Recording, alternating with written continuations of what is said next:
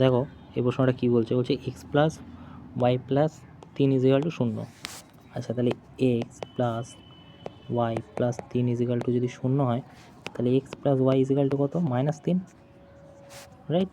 তাহলে এটাকে যদি আমি কিউব করি, তাহলে কী হচ্ছে? এখানে 27 হচ্ছে মাইনাস, আর এদিকে কত হয়ে যাবে? এ কিউব বি কিউব, তারপর কি প্লাস 3xy, আর এখানে এক্স প্লাস ওয়াই, রাইট? এবারে দেখো এটার ভ্যালু কত আছে? -3, আর এদিকে কত? -27 আছে, রাইট? 27 মাইনাস এই যে, আর এটার ভ্যালু কত? -3 আছে এই যে, ওকে?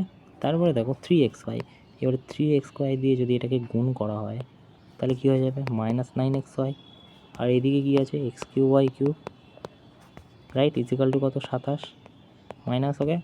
এইবারে আমাদের প্রশ্নেতে কী চেয়েছে? এটাই চেয়েছে, দেখো শুধু 9 যোগ করতে হবে। এটার ভ্যালু যদি এখানে 27 হয় তাহলে +9 যোগ করতে হবে।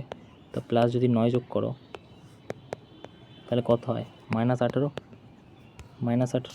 কই এইটা, ওকে?